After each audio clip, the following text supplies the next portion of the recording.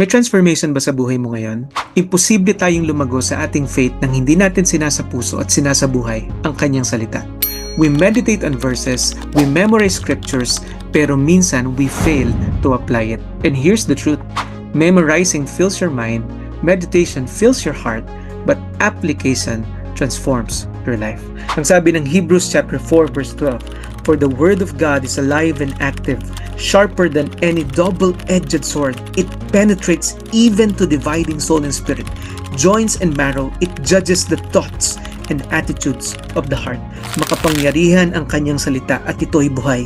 Lalo mo makikita ang pagkilos ng Diyos kapag ito ay iyong isinabuhay. Pag-usapan natin ngayon ang topic na ito, how to apply scripture in daily life. Simple and practical guide. Number 1, God commands us to do the word. Sabi ng James 1:22, "Do not merely listen to the word." Huwag ka lang makinig and so deceive yourselves. Kasi niloloko mo lang sarili mo pag ganun lang. Do what it says. Para ka daw isang lalaki na tumingin sa salamin, pagtalikod, nakalimutan niya na kung ano itsura niya. Sabi ng Joshua 1:8, "Keep this book of the law always on your lips." Mamutawi sa bibig mo. Meditate on it day and night. Pagbulay-bulayan mo so that you may be careful to do. Hindi mo lang isa puso, kundi isa buhay. Everything written in it, then you will be prosperous and successful. Ang scripture ay hindi lang para sa isip mo upang maging dagdag kaalaman, kundi ito ay dapat bumaba sa iyong puso, palabas ng kamay, papunta sa pagbabago ng iyong buhay. Ang scripture ay dapat sinasabuhay. And God commanded us to do the work. Dahil application produces transformation. Diba sabi ng Romans 12:2, "Be transformed by the renewing of your mind." When we meditate, memorize, and apply, nagbabago yung takbo ng buhay natin. John 13:17, "Now that you know these things, you will be blessed," sabi ni Jesus, "if you do them." Para yung reseta ng gamot, pwede mong basahin araw-araw, pero kung di mo susundin at iinumin, walang magiging epekto yan sa buhay mo. God's word only transform when obeyed. So hindi sapat na nakikinig ka lang. Oo, faith cometh by hearing, hearing the word of God. But also we must apply the word of God in our lives because application shows our love for God. John 14:23, "If anyone loves me, he will obey my teaching." Hindi lang I love you, Lord, because love is proven by obedience. Mahirap sabihin na mahal mo ang Panginoon pero hindi mo naman siya pinaglalaanan ng panahon, pinapakinggan, pinagkakatiwalaan at sinusunod. True love is best demonstrated through action. Ito ang tunay na ebidensya ng pag-ibig natin sa Diyos. Ipakita mo sa iyong gawa, hindi lang sa iyong salita. And these are the practical steps to apply scripture in our life.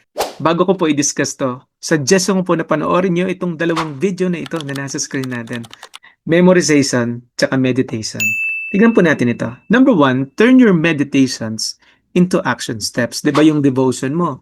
Nagbasa ka ng scripture, tapos merong verse na nangusap sa'yo. Yung verse na nangusap sa'yo, isulat mo sa isang notebook. Tapos gamitin mo itong simple method na ito. Observation, interpretation, and then application. Number 1, observation. Ano yung context ng verse? Ano yung meron sa mga previous verses bago na isulat yung verse na yan? Sino yung nagsulat? Sino yung mga taong kausap? Pwede mong kunin yung background ng verse na yan para mas maintindihan mo siya. So for example, Psalm 23 verse 1. "The Lord is my shepherd, I shall not want." Ang context ito'y isang awitin na sinulat ni David. Tapos sinabi niya dito na si God ang kanyang mabuting pastol at tayo ang kanyang mga tupa. Tapos ang sabi sa mga susunod na verse ay ito. Diyan mo isusulat ngayon yung context, yung kabuuang kwento. Because wrong context leads to wrong interpretation and wrong application. Kaya importante yan. I-discuss ko yan sa susunod na video natin to deeply study the Bible. Pangalawa, not just observation but interpretation. Anong meaning nito? Based dun sa context. At ano yung meaning ng bawat salita na ginamit doon? "The Lord is my shepherd." Isang aking pastol. Ang isang pastol ay naggagabay sa kanyang mga tupa. Ang isang pastol ay nagdidisiplina. Ang isang pastol ay nagpapakain. At ang Diyos ang nagpoprotekta sa akin. Ano yung meaning ng mga salita dun sa verse na yun? Pwede mo na ngayon i-interpret dahil alam mo na yung context at nakapag-word study ka na. Ang sunod yung tinatawag nating application. Papaano ko siya ngayon may a-apply sa buhay ko?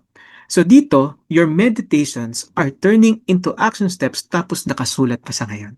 Di ba ang ganda niyan? Pangalawa, apply scriptures in your daily struggles.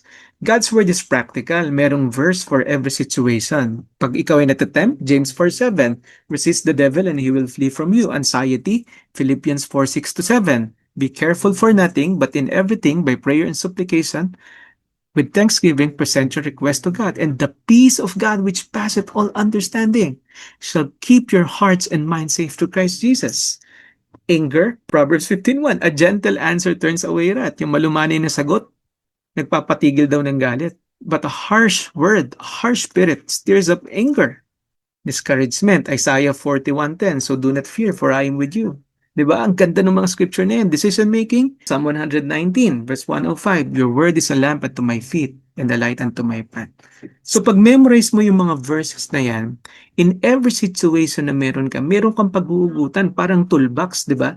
Meron kang gagamitin sa bawat situations na angkop sa pinagdadaanan mo ngayon.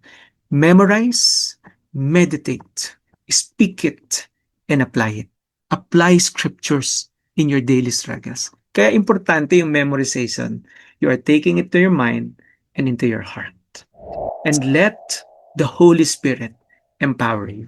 Sabi ni Jesus sa John 14:26, ang Espiritu Santo ang magtuturo sa inyo. He will remind you of everything that Jesus said. Philippians 2:13, God works in you, that's the Holy Spirit, to will and to act. The Holy Spirit is not just with you, He is in you. Hindi mo lang sa basta kasama, nananahan siya sa buhay mo. You were sealed by the Holy Spirit at ikaw ay tinatahanan ngayon ng Espiritu Santo. You are bought with the price and you are the temple of the Holy Spirit. So pray with a sincere heart and ask God to really help you and to fill you with wisdom that comes from Him. Kung gusto mong ma-empower ka ng Holy Spirit, lumapit ka sa Diyos ng buong puso at humingi ka ng tulong sa Kanya at humingi ka ng katalinuhan sa Kanya. Yan ang sabi ng James. Pag dumadaan ka sa mga pagsubok na yun, humingi ka ng katalinuhan sa Panginoon. Paano mo malalagpasan yan? Allow Him to change your heart. Allow Him to change your heart. Fill your mind with His Word. Pray the verse. Diba? Lord God, You are my shepherd. Alam ko na marami akong pangangailangan pero alam ko na Ikaw ang magpo-provide. You will lead me to green pastures, Lord God. Diba ginagawa mong prayer yun? You're filling your mind with the Word of God. Mas na-empower ka bilang isang Kristiyano and obey His leading. Basahin mo ang Kanyang salita. I-meditate mo ito. Humingi ka ng wise counsel sa mga maka-Diyos na tao at sundin mo ang sinasabi ng Espiritu Santo, sir. If you seek Him, you will find Him. Sabi ng Hebrews 2 verse 1, we must pay the most careful attention, therefore, to what we have heard, so that we do not drift away. Huwag nating hayaan na maging malayo ang puso natin sa Panginoon. Luke 11:28, blessed rather are those who hear the word of God and obey it. Not just hearing, but obeying. Application is where transformation begins. Gusto ko ipaalala sa iyo, you have to take time to do the spiritual discipline, meditate, memorize, and you can apply His Word. Kapatid, kung gusto mong mabago ng Diyos ng lubusan ng iyong buhay, pahalagahan mo ang Kanyang salita at gawin mo itong buhay sa iyong pamumuhay. God bless po sa inyong lahat and please subscribe to our channel at sa isa pa po nating channel, Past West Stories. Ingat po kayong lahat.